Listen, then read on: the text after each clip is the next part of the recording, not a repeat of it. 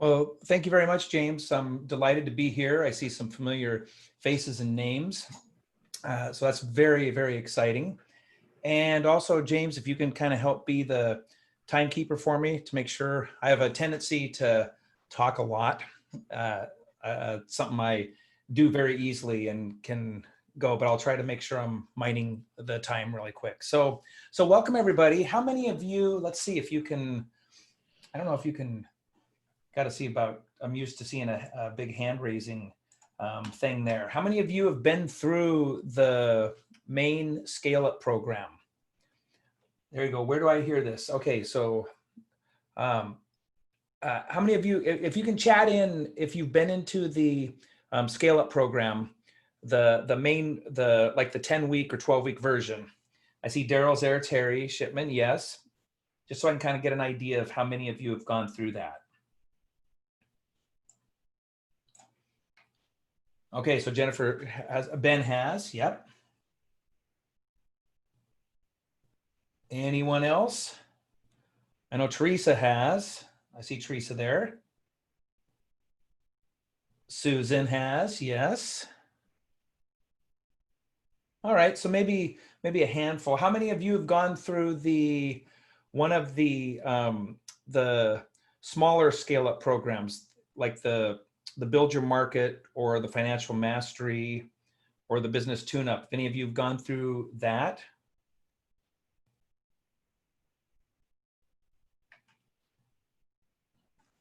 Hello, is this thing on? Here, let's get a little action going here. Okay. Okay, so a few of you have. Okay, excellent. So when James and I were talking about me coming here, one of the things he wanted me to address was, you know, everybody's consumed. Everybody seems like they don't have enough time, and how can we actually work smarter instead of harder? And so I'm going to share some of the topics of discussion that we use in the business tune-up. And for those of you who just went through the scale up, I know some of you just finished the 10-week.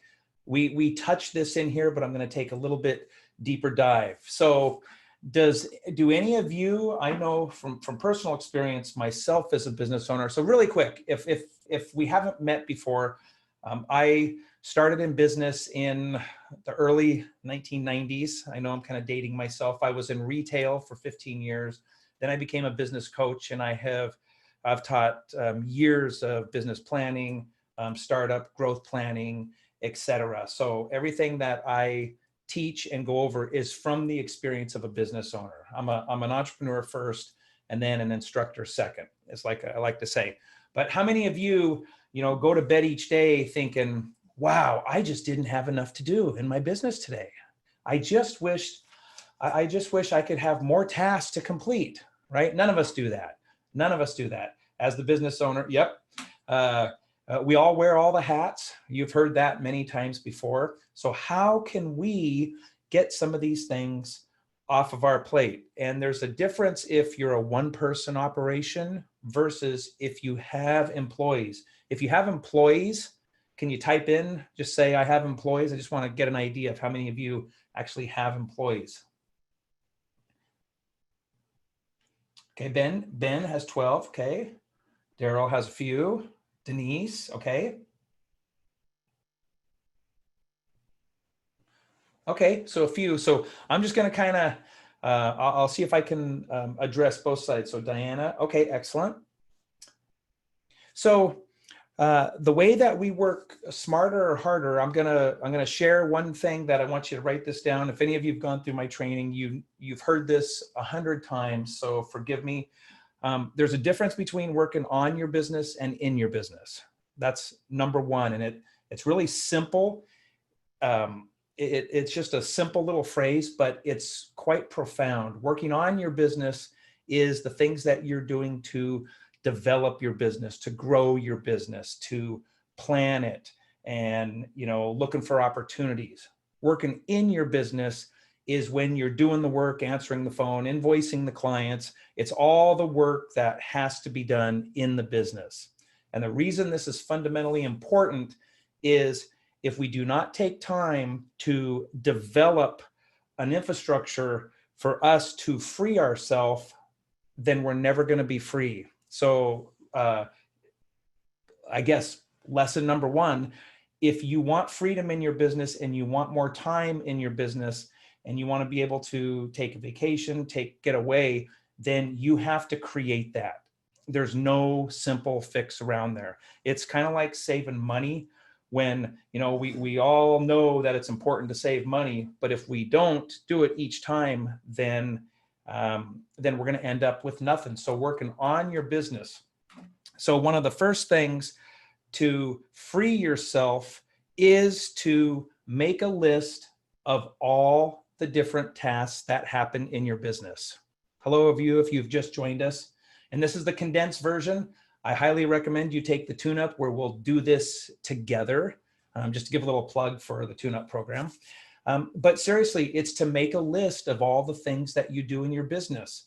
If you've never done this before, I have a feeling you'll be very surprised when you take a look at all the different tasks that you have to do. And then especially if you look at all the tasks and then who's doing them. So before we can even begin to break free, we have to know what we're dealing with. So we make a list. We want to define what it is that we're doing.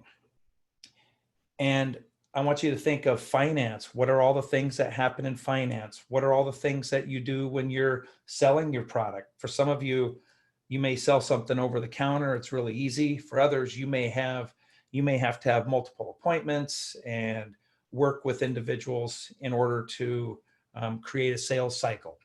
So what are those? How do you create your product? Is it something you do consulting, coaching? Is it a physical product? Do you manufacture it?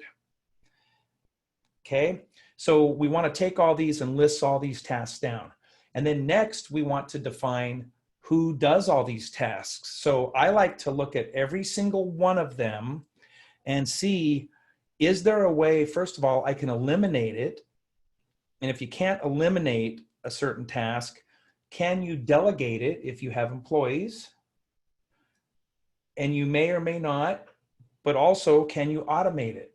Many of the things that we do that take a lot of our time, there's often different types of programs and technology that can now help automate. So just to give you an example, I used to create Facebook posts and spend time drafting all these things up. And then I would go and post them, and I would do my best to scale them in the little, or to plan them in the little Facebook thing where I would go in. And I did that for a long time until I found there was an easy program that I could load up and I could post for 3 months. And I saw somebody the other day and they said, Daryl, you're doing so much. And I'm like, I haven't been on Facebook in like 2 months, but they think I'm there because I have something that's automated working on there. So define the task list, eliminate it if you can, delegate it, automate it. And another technique that works really well with this, and I want you to look through your whole list to see if this is something you can do. Can you batch anything that you're doing? So batching just means you're doing a bunch of work all at one time to free you up so you don't have to do it later. So for example, when I did the Facebook posts, I created 3 months worth of content.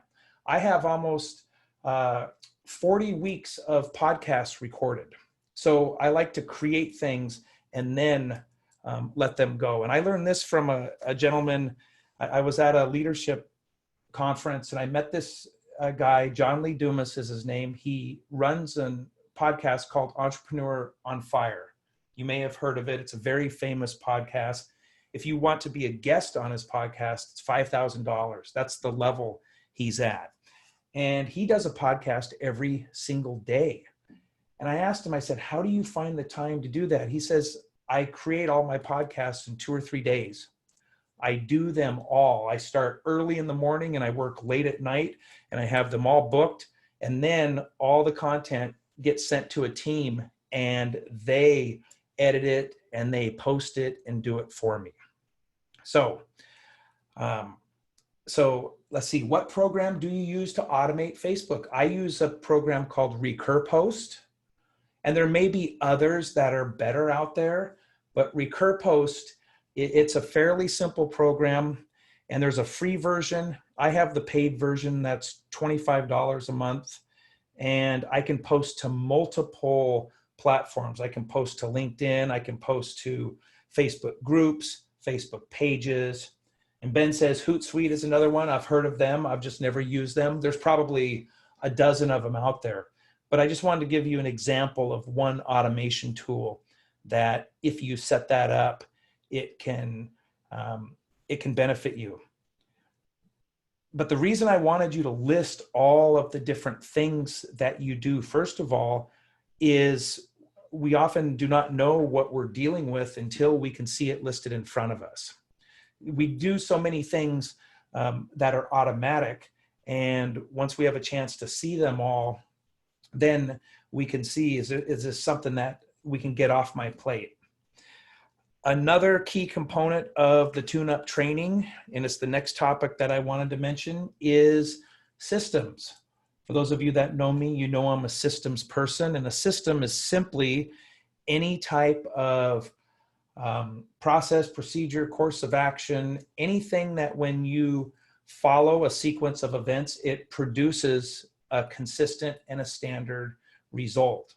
So anything that you're doing that's recurring, if you do it month after month or week after week, you want to make sure that you have an actual a system designed, because when you design a system, it can be used over and over again. And if you ever have problems with employee retention, someone leaves, it makes it so much easier to train someone else and have a consistent way of doing things.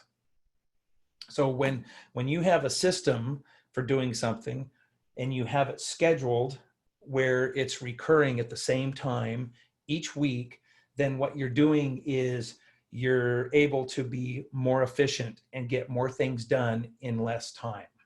So a couple ways I use systems that I operated for myself. I used to project cash flow, I did payroll, I did purchasing, and I had the same day, the same time of the week that I would do those tasks. For some of you that may say, oh boy, that doesn't sound exciting at all. I did my cash flow projections every Monday morning at 7:30. I did payroll on Fridays at 2 p.m. I did purchasing I think it was on Tuesdays around 10 a.m. And that level, we did inventory the same time each week. That level of routine, when you have a system in place, makes things extremely efficient. And it allows you to step away from your business from time to time, knowing that tasks are always going to be completed and completed on time, because someone can always step in for you.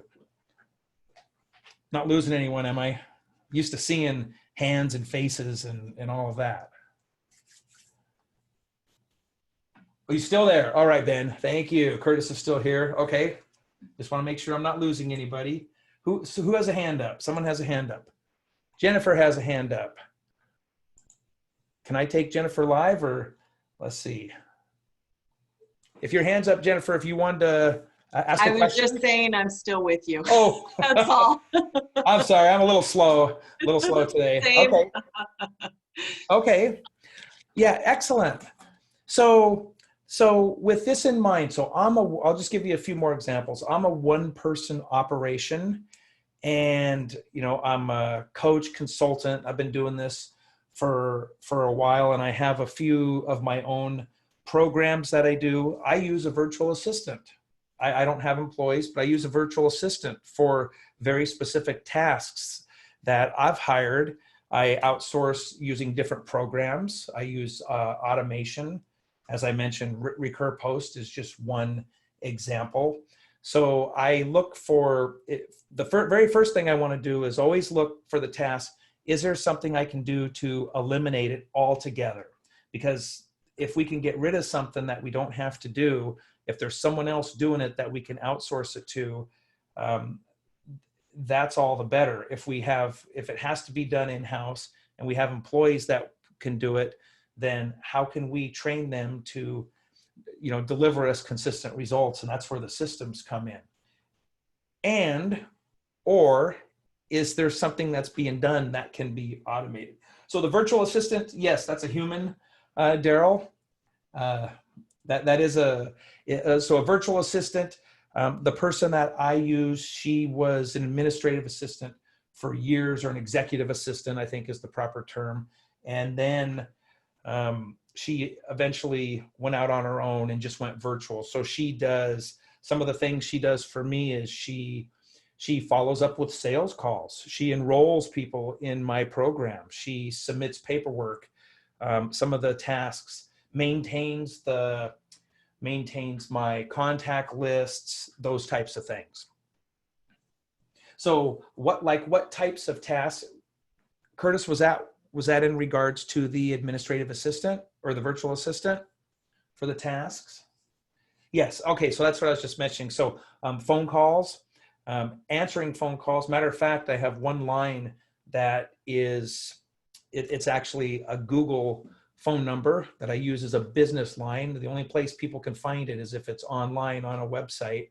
And for that particular program, all my calls route to her. So she sees when when she's answering the phone, she can tell by the number when it comes in that it's a business call for me. So she answers it on my behalf.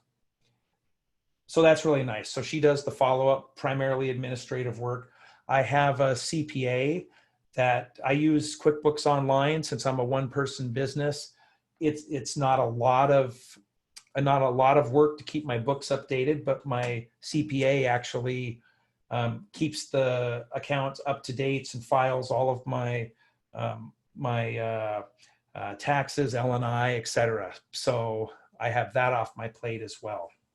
So she does this for a lot of different clients. Yes. So the virtual assistant, and I'm happy to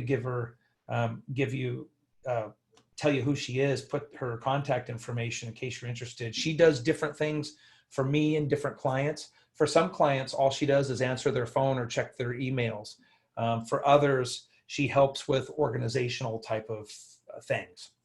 So I will get her phone number and name, and I'll post it here in the chat in just a second, in case any of you are interested. She's US based. Yeah, she's actually here in the Lacey Olympia area. Her name's Cheryl Brown, and her company is Brown Elite Business Works. And she's excellent, by the way. Yeah, she is. And she's so sweet and so nice and very knowledgeable. So if I need a spreadsheet redone, I need something like that, I'll just send her a message and say, is this something you'd like to help me with? And sure. And then I send it to her.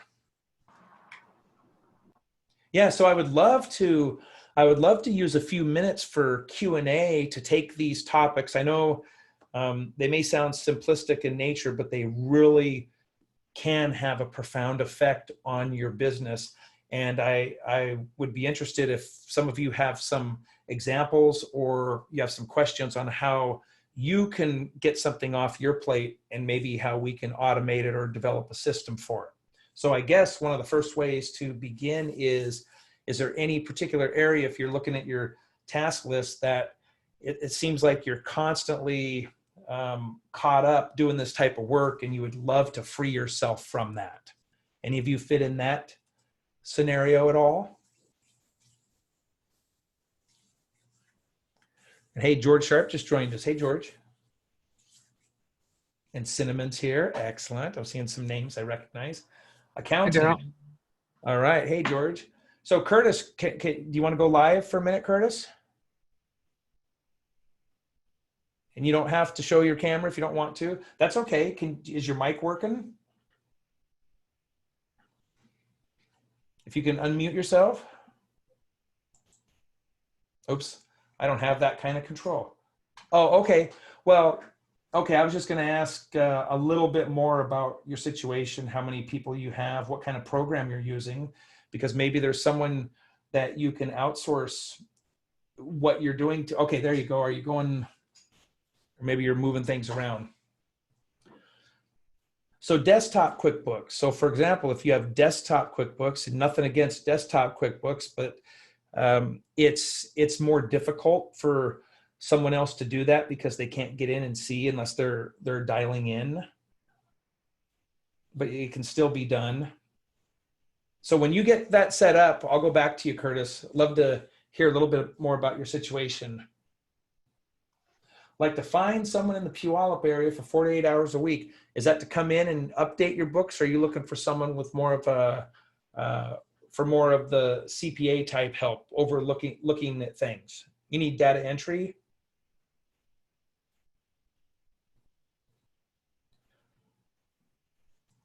Low end type stuff. Because my CPA lives in Puyallup, but I don't know how much data entry stuff she does. She primarily will fix people's books and make sure you're have everything set up, paying your taxes, that type of thing. She does payroll. She could help with that.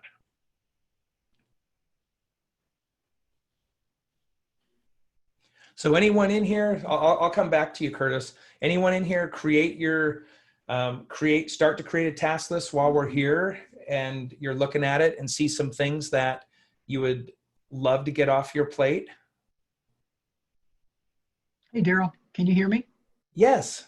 Hey, for whatever reason in the beginning, I was just automatically muted. I had it on unmute, so I'm wondering if maybe some other people are having that issue of being muted somehow. But anyway, I just went back to my business fairly recently. Can you hear me okay? I can. Yeah.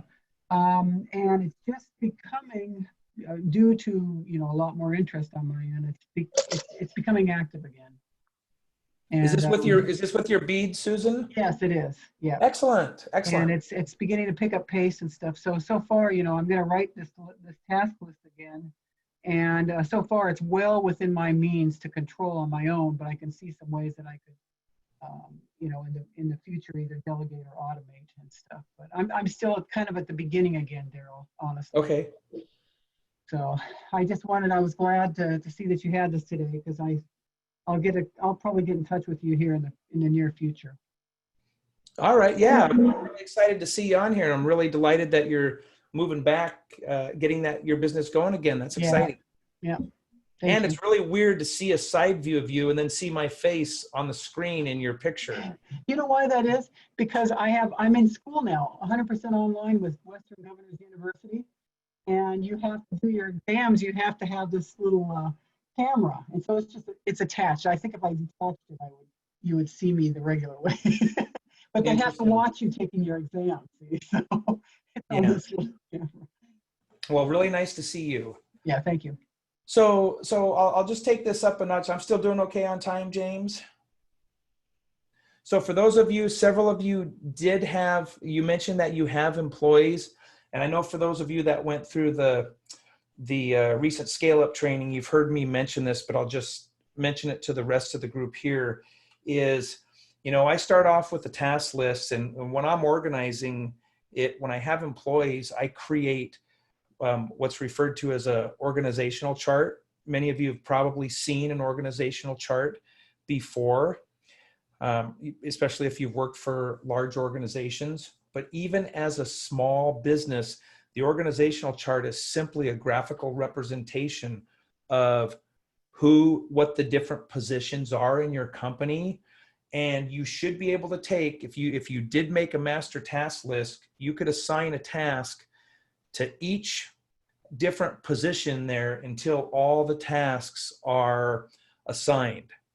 Because one of the areas as a growing business that business owners struggle with, and they don't really realize it, is not all the tasks are assigned, and they fail to make expectations for how they want the work done, which can lead to confusion. It can lead to things becoming missed, and it can lead to resentment oftentimes between the employees. Or as in my case, back when I had employees, it led to a resentment on my half because I thought I have all these employees and they're not doing things the way I want them to be done.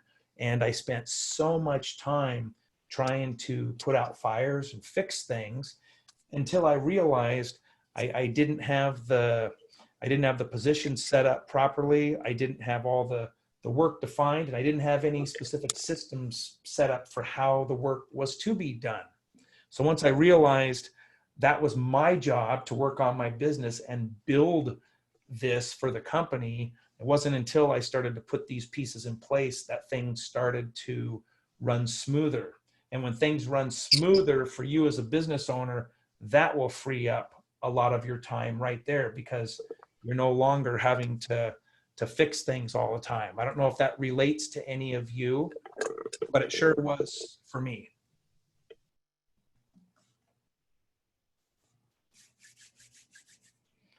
Right at 5, James. Yeah. So, a lot of times what we'll do, so during these meetings, I would like to open it up to people to really kind of put their questions out there, like ask like specific questions about how what you talked about relates to their business. So I'd like to open it up for questions at this point for Daryl. So if you guys have a question, feel free to raise your hand or clap, and I'll unmute you, or you can unmute yourself, and we'll just yeah. So go ahead, open it up the floor. Teresa, you have something? I'm not sure if I can talk. You can. We can hear you. Hi, Teresa. Okay. Hi. I started this year and I got pretty busy, but I still don't have any employees. Potentially that's probably going to be my next goal, to hire somebody for next year.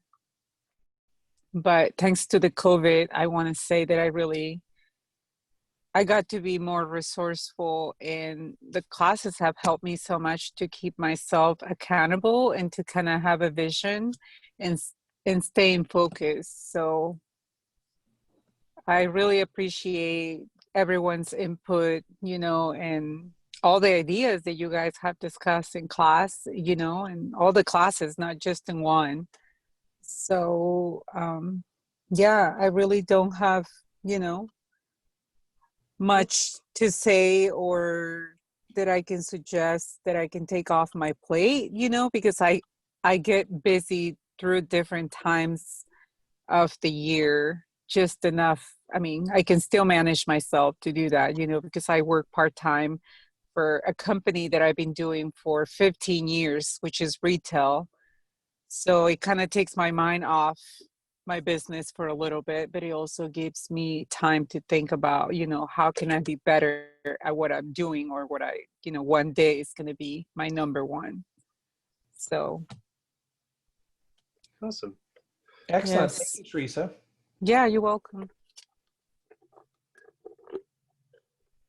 Anyone would like clarification? I know I kind of went through these different steps I was referring to fairly quickly. Would any of you like clarification or further examples on the things that I discussed, so you could see how they could apply into your business? Susan mentioned that she'd really like to be interested to know what everyone's businesses are. So maybe you can type that in the chat.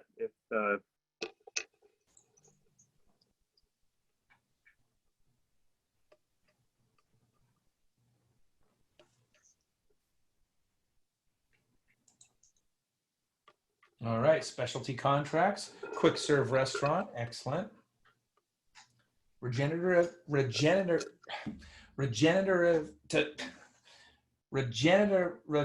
medicine. Sorry, Jolene. Let's see, socks retail store, online, design and wholesale, excellent. Aviation maintenance, excellent. 24-year-old technology company supporting business and home users, excellent.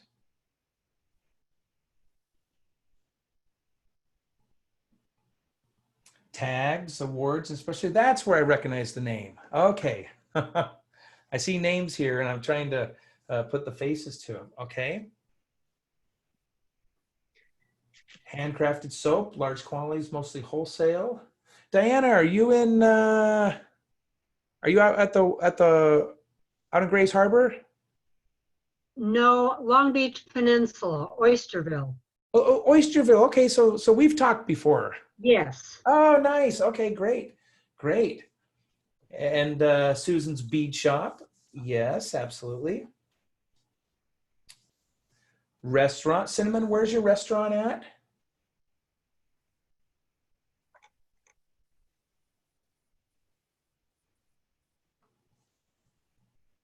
Bellingham. Okay.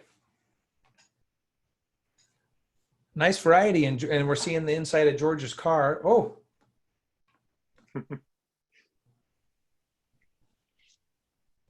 I think we're seeing a Brenda, screen did you here. mean to do that?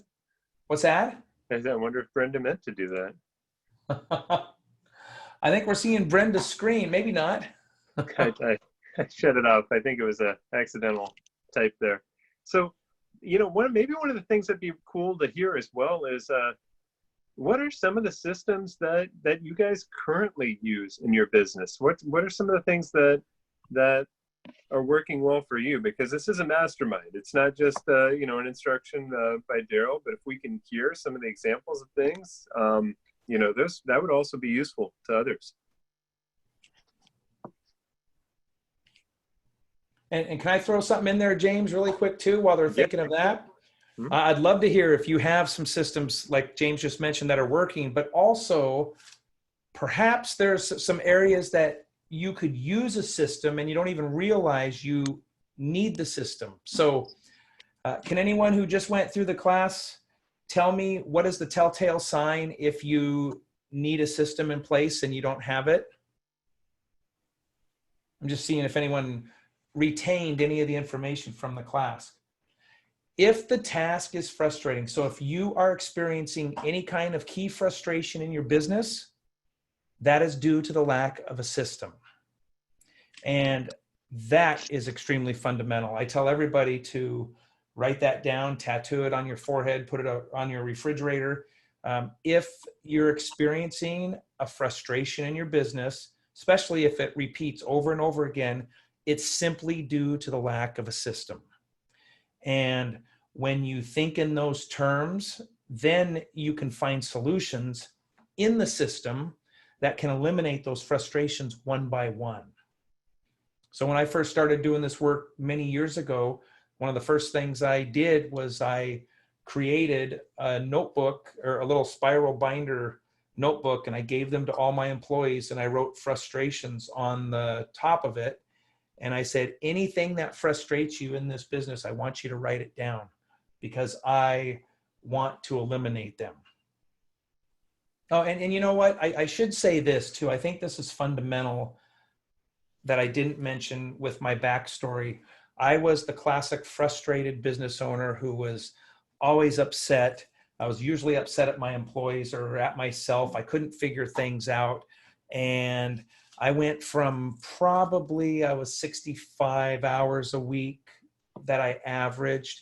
And by the time I put systems in place and did these things that I'm telling you about, I came in less than 10 hours a week. So it dramatically changed my life. That's right. Ben remembers I was Angry Daryl. And I'm not I'm not embarrassed to admit it. I did a lot of things. Yeah, Angry Daryl. So Susan asked, can I give an example of a simple system? So let me ask you, Susan, do you have anything that's frustrating in your business? I know you're kind of just getting started again, so maybe you don't have something there, but I can take an example from anyone if you have something that frustrates you.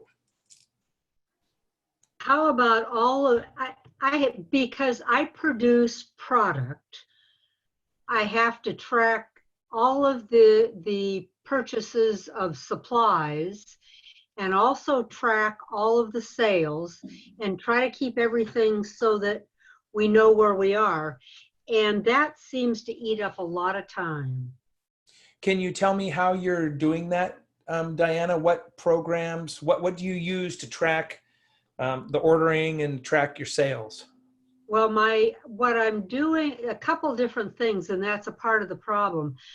For my accounting software, it's Account Edge. that I've used for years and like it better than some of the others. Okay.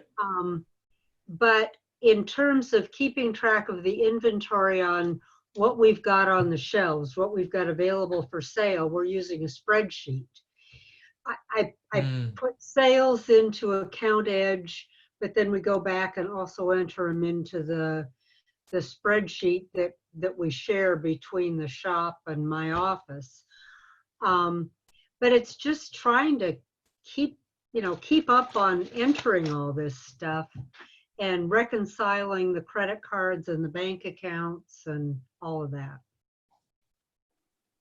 So when you're looking at those, when you're looking at these different things, if you were creating that on a task list, those are several different tasks, aren't they? Correct, yeah. Right?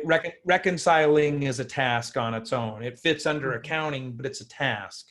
And Right. then you may have reconciling bank accounts. You may reconcile credit cards. You may reconcile. Do you do all that work yourself? Yes. Okay. And the ordering and entering in the spreadsheet, do you do that work yourself? Pretty much. Okay. So from the eliminate, delegate, automate kind of perspective is we would want to look at each of those and see, and we have to just take one at a time and work on them, but perhaps the reconciliation, perhaps some of those that are in the accounting, maybe that could be outsourced to a bookkeeper. And I'm not saying that's what to do. I'm just saying there's an opportunity. If you knew what they were doing and you can somehow, check their progress and make sure they're doing what they're supposed to, that could be delegated or outsourced. My guess with your sales system is there's some type of new program out there, and it takes the time to, find out what it is or find someone that's with technology.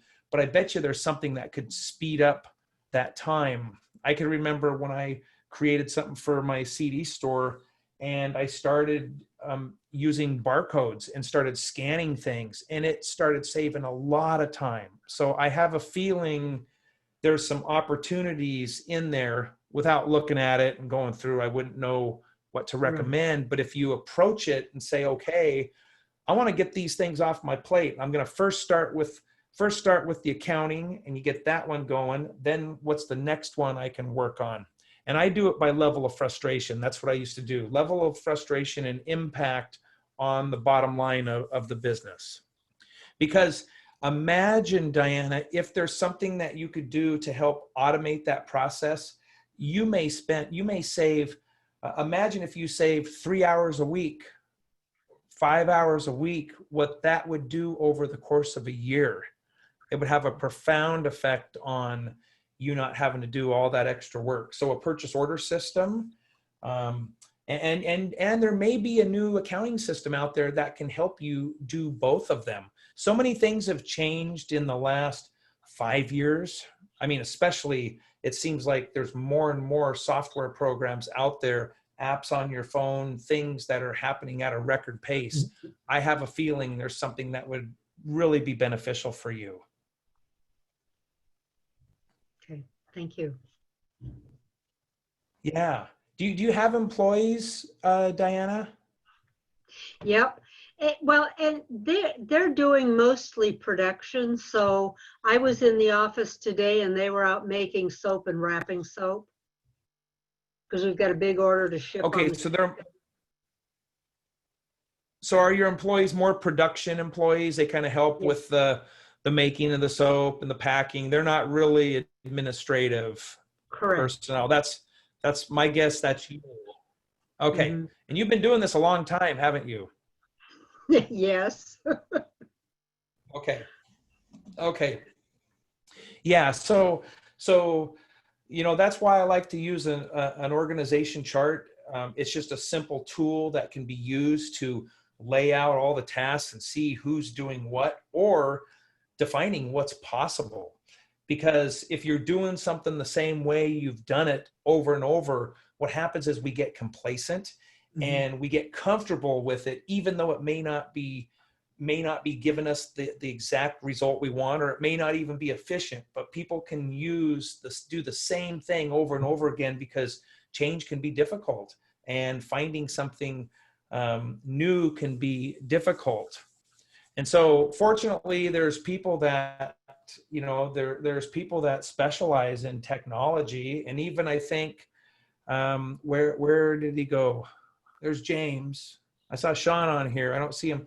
Is that something the your ScaleUp consulting? Are there people that help with technology that maybe Diana could even just talk to someone and look for opportunities for things like that? Absolutely, yeah. ScaleUp consulting really has to do with the technical implementation of business processes. So if it's something outside of the realm of the business owner to do, we can probably help her with that. Okay, so what do I do to? Yeah. So if you're interested in that specific program, I'll include it in the chat. I'll link to that in the chat. I just thought of it when you mentioned that, because I know some of the folks that they're getting together here are kind of helping with that technology. So see if that's something that can help you. But that's a perfect example, Diana. There's I think we all have something that we do, and it's probably because when we start off and our business is small, unless you purchase an existing business, when it's small and you're growing it, we do certain things. And as we start to hire employees, I found, at least from my own personal experience, that there were some things I did not want to give up as tasks. I wanted to be in control of it.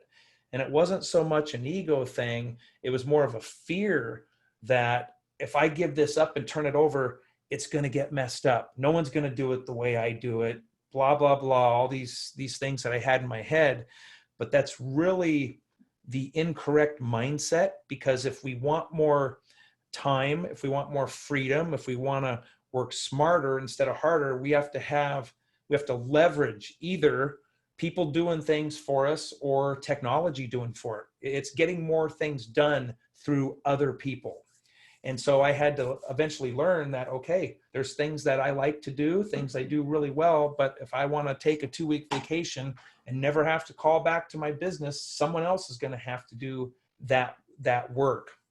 So that was quite a long mind shift, but it still starts with the basic task list of developing and understanding everything that you're doing in the business.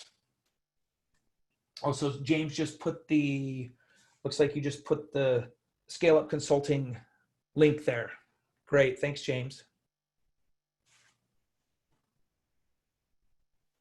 So going back, Susan, you had asked, is everyone familiar when I mentioned system? Are you all clear with what I'm referring to with systems?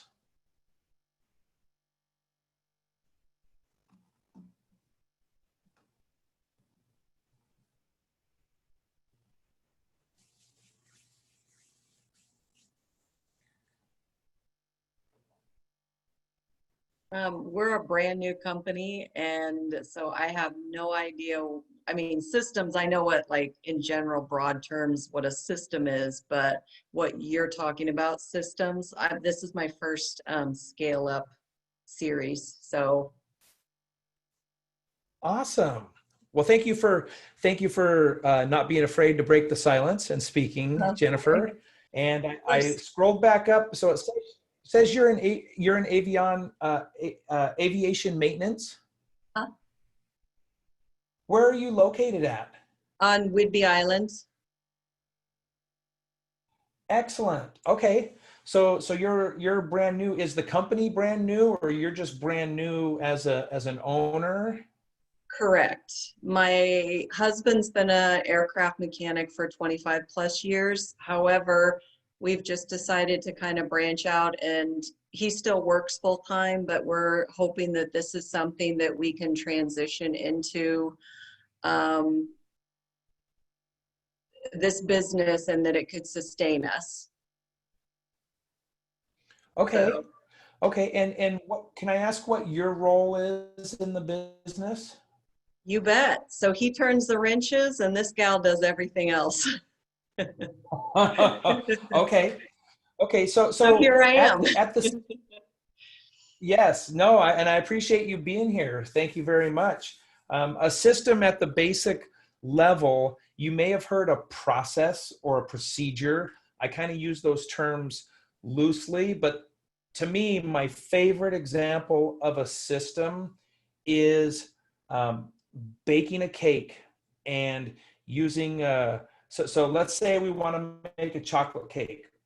Let's say that's what your company does. I don't know if there's any bakers in here, but you want to make a chocolate cake and you want to train employees to make a chocolate cake and you want to sell this chocolate cake over and over and over again. Food places, especially corporate ones, they have to have these systems in place. All right, good. So Susan remembers the chocolate cake analogy. Yes, I use it all the time. So to make a chocolate cake, so Jennifer, have you ever baked a chocolate cake before? I have, in fact. What are some of the things that you need if you were going to come and bake a chocolate cake? What are some of the things that are required? Flour, sugar, some kind of leavener, eggs, oil, cocoa powder or chocolate. Okay, so you got ingredients. Mhm. What else do you need? What type of, do you need bowls, tools? I need bowls, mixers, spoons, pans, an oven, etc. Is that Okay, what and you want? then, yep, that's perfect. So those are all the things we need. And then what about a recipe? Mm-hmm. Yes. The recipe tells you what you need, the order you need to make it in, how long you cook it for, etc. So imagine if I was making a cake and you had everything, you came in, you had all the tools you need, the recipe, but you decided to adjust the temperature up another couple hundred degrees. What do you think might happen to your cake? It'd be burnt. It'd be, It would, and this is a simple analogy, but if you had the recipe and you could train someone, here's how you make it, here's how you mix it, and then anytime somebody needed to do something, if they forgot, they could pull out the recipe and follow it. That's basically all a system is. So that way, if you're not around, somebody can follow and produce the same cake that you do. Awesome. Unfortunately, what we do as business owners is we teach someone how to do it. Usually it's verbal. We say, can you do it? Show me, etc. They do it. And then a month later or 2 months later, we found out that they started doing something a little bit different. Maybe somewhere the temperature got adjusted a little bit and they're cooking it 50 degrees less every single time. And you're like, why are you doing that? Well, that's what you told me to do, because there's nothing written down. There's no system. So a system is how you want things created. And it could be as simple as ordering something. These are the 5 steps we follow when we place an order. These are the steps we follow for delivering customer service. These are the steps we follow for updating our website. Doesn't matter what they are, you can create something that can be followed each and every time.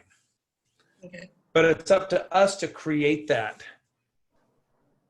Hey, Eugene, I didn't even see you there. How are you, sir? Sorry, I'm seeing people I haven't seen in a long time. Yeah, Nice to see you there. Hi, Daryl. I'm doing okay. Yeah. Thank you for asking. Yeah, well, welcome. I'm glad you're here. Yeah, glad Yeah, to see so you. no, it's great. I'm glad you're here. So one thing I wanted to mention, what James put here is for manufacturers. Imagine these big automated systems that you have. And this could be someone, James, that Diana with the soap. This could be something that maybe could help her.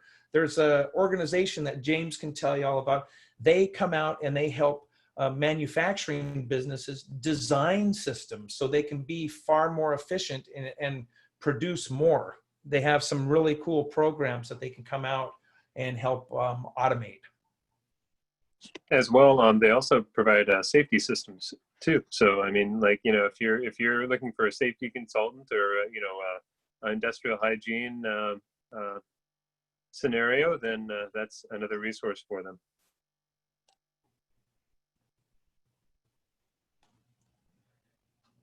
Any questions? I want some more masterminding. I feel like I'm blabbing the entire time. Why does somebody give us a problem that you're facing, like a really specific problem that is just causing you frustration galore, and let's all work to solve that problem for someone? I love that. Let's stump the systems person or whatever.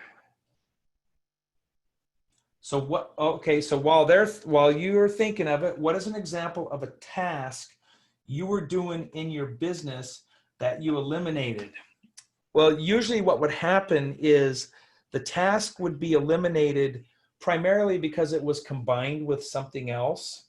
So a lot of times there's specific steps. So for example, using Diana as an example, she something comes in, she inventories it, maybe she has to update it by typing it in the spreadsheet, etc.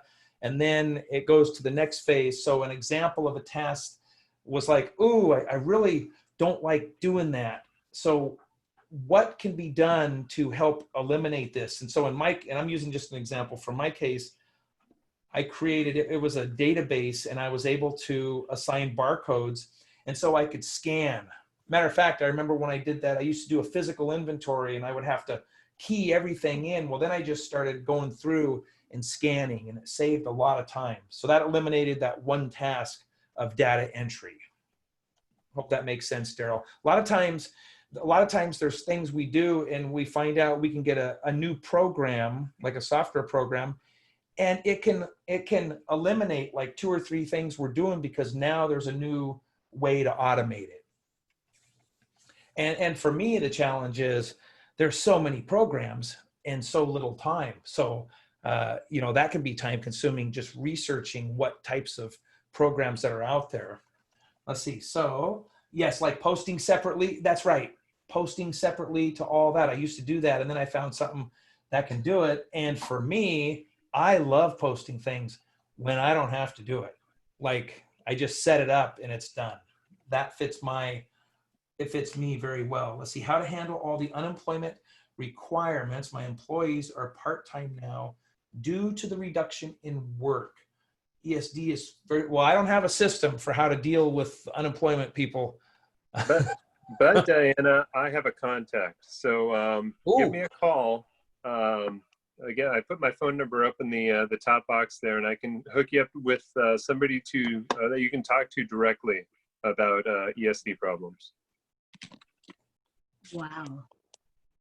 Look at that. That's what I love about masterminding. You never know who's going to have a contact or a resource to help you out. So we still have time. Let's stump the systems people. Who has a frustration other than ESD? Who has a frustration of something that you're dealing with that you would love to see if you could figure out a way how to get it off your plate? I have a frustration. All right, Natalie. Hi, Natalie. How are you doing, Daryl? Good. I own a mobile shredding company. So we have shred trucks and they go out and service customers, shredding their material right there at their location. And during COVID, we've run into real challenges because many of our customers are working from home, and it's hard to know, can we come this week as scheduled on our, we have schedules for each of our customers, but then they're not honoring the schedule. And we are spending a lot more time reaching out to each customer every week by email saying, hey, we're going to come this week. Will someone be there to let us in? And they don't get back to us sometimes. Many of the times they're working from home. There's been turnover of people, or 3 people get back to us from the same company, and they say, two of them say don't come, And then one says, please come. And then sometimes someone says, yeah, please come, but come between 12 and 1 because we're only going to be in the office at that time. And it really throws off our routing. Or we come and they're not there because they forgot, and then they don't want to be charged for the job. And so it's when the pandemic started, we thought, oh, there's 8 weeks. We can cope with this. We're working intensively. We're working with each client the way they want, they need to be worked with. But now we're finding that they just keep on canceling appointments, and we're not, but sometimes we're going there, sometimes we're not. We need to have a plan because the guy who's in charge of this is losing his mind. He's so frustrated. I fear he's going to quit because people are treating him disrespectfully. So we need a system to communicate with them and to give them boundaries. And I'm thinking that we have a cancellation policy that we send out to them and say, this is new. We got this new policy. If you cancel at the last minute, or you don't show up when you say you want us to come, we're going to charge you. But then they get really upset. Like I've had the chief financial officer call me up and bicker over a $65 charge when they were there and they just didn't answer their phone. And she doesn't want to be charged for it. They really get dug in on this, what's not a very expensive service. I'm curious if anyone has thoughts about how to standardize in a COVID environment communication on scheduling, because we're driving across town, we're using fuel, we're using driver time, it's expensive for us to show up. So I understand with COVID, I understand how businesses shifted, and so they're maybe working out of their house, etc. Has the demand for your service changed? Like, do they need you less and less now? Need us less, but they're sort of taking advantage of the situation and deciding they could save money if they just don't have us come at all. If their container's only half full, they might decide, oh, don't come. But past, if the container's half full, and say, oh yeah, we're going to get full. We don't want to wait till the next service. But we didn't really design our pricing to allow it to be on call. That if it was on call and we're putting a container in their office and coming on a regular basis, we're counting on getting paid each time we come, whether the container is chock-a-block full or only half full. So yeah, they're sort of deciding they need to cut costs, and they don't want to be inconvenienced to have to be in their office when we come, even if the office is open, but someone has to sort of have their head on to say, answer the door, meet us in the lobby, things like that. Oh, I see what's happening. So they're not there. They're at home working. They have to come into the office, open it up, or let it in like that. Well, someone's in the office, but they have to coordinate with someone in the office, and they just don't have it figured out. They could be an office of 60 people, 60 lawyers, but which lawyers are in the office that day? And they might have an administrative person who's always supposed to be there, but maybe when we arrive, that administrative person is on the phone and doesn't pick up our phone to let us in. Okay, so if anyone has any suggestions, please type them in. I see some things are coming. Maybe they can come to you at a set time. Issue policy statement to all customers. I think a policy update and late fees. You know what? Everyone else does it. And some people may not like it, but you're right. What's happening is it sounds like the boundaries have been stretched, or they're not adhering to these. And so part of your strategy, part of the system is to update these and put it out as a blanket policy and start enforcing it. So first one free, second one charge. Do you run regular routes based off geography? Yes. Okay. Because you know what, if I was in your shoes and somebody said, well, I don't want to do this, I would politely throw it right back and say, well, we have to manage our cost and all of this. And by you doing that, it makes it very difficult. So you have to be able to set something and do that. I have a plastic film recycling dumpster. I pay the same monthly price, whether I need it emptied or not. I like that, Ben. Not that you have to pay it, but I like that they have something that's recurring. Can you take a look at the garbage recycling service? Is there any opportunities to update your pricing model? You know, it's up to me, but it's a lot of work to get that out. We have like about 800 customers. They're not very big, but it's amazingly challenging to try in this COVID time to customize and work with each one, you know? Okay, so here's something I want you to think of. Right now, we don't know how long this is going to last. We don't know if this is going to become the new norm. I would sit there and shift your model and say, this is what we have to do to survive and do this. And I mean, even if it does change, it goes back to normal the way it was, perfect. But if you can figure this out now, then you're not under the pressure for how long this may take. Does that make sense? That's what I'm realizing is that I've just got to completely change our pricing structure. I was thinking that maybe I'd have a tiered pricing structure based on frequency of service, such that if they just keep canceling, I'll say, okay, so let's move you instead of every 4-week service, let's move you to every 8-week service, but now we're going to double your price. That's right. But I do have a good chance of losing them because people are price sensitive and don't like to be told what to do. You know what? That's true. But if you remember, you were in the class in ScaleUp on pricing, weren't you? Yes, I was. It was an important You know class. what? It's the biggest fear we have. And you know what? You may have a few shake out, but generally those are the ones you don't want anyways. They're the paying clients. And if you have your price raised or you have the pickups done on a consistent basis, then you're going to come out far ahead. I promise you are. It sounds like what your system is going back through your billing cycle and your policy and updating what you have to fit these new standards. And don't be afraid to set, we used to go buy videos, and if we were late, we would charge a late fee. I don't think that's unrealistic. If people need your service, they're going to pay for it. Maybe they don't need the frequency, but people are going to need it. Ben says the bottom line is their shred needs are waste stream they must deal with. They'll bend or they'll be up a creek. That's right, Ben. Yeah.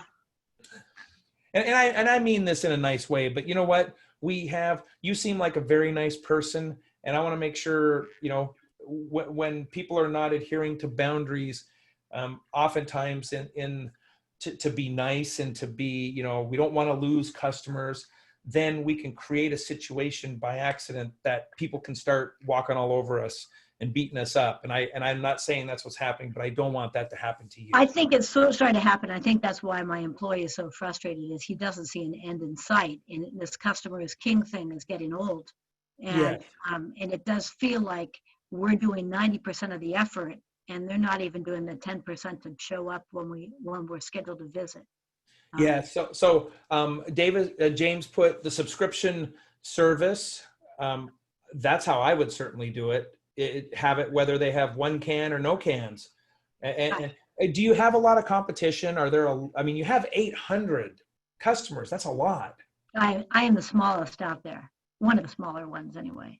Okay. Yeah, I've got 3 customers that trade on the New York Stock Exchange, and so they're just giant. They've got side businesses that are much more lucrative, so they can just make shredding free if they need to. Gotcha. Garbage collection or document storage or medical waste disposal, and so I'm sort of stuck trying to steal stuff from them. They have national accounts, so I can't. I'm working on the small to medium sized customer, and they're feeling victimized by COVID, so they're not very flexible. Sure. Thanks, you guys. I think you've done a great job giving me thoughts. Thank you. And you know what, my last thing here, and I'll turn it back to James because I see the time, a system is designed to produce a result. And that's where we always start with. So for you, I need a system to make sure everybody pays me on time as required. That's kind of how you start. It's just like, I need a system that produces a delicious chocolate cake. I need a system that makes sure my inventory I always have inventory and I never run out. That was one of mine because I always used to run out of everything at the worst time. So you start with that. And then when you look at what you're currently doing, you could list out the steps in your process, Natalie. And I bet as you look at the individual steps, then you can start saying, okay, we can adjust this one, or if we change the policy, this would change. But that's the process of going through it. Yeah. I like that. I like thinking about the results I'm trying to get to and going backwards, because it's just sort of overwhelming at this stage for us. Yeah, usually we just instinctively, we try to fix things, often without any disregard to a system. We just try to fix things the best we can, but we're usually only slapping a Band-Aid on it. You know, we don't realize we're not overhauling the system. And that's why I said at the very beginning, we have to be able to spend time to work on our business. These are things that we never want to mess with.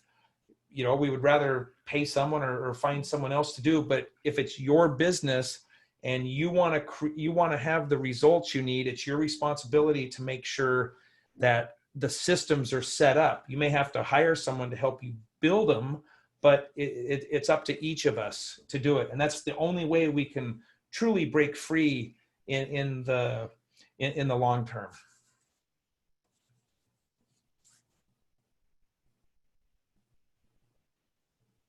James. All right. I had to figure it. I was tapping that mute button. It just wasn't working. Well, I think that's a lot of really good insight, Daryl, and I really appreciate your time today.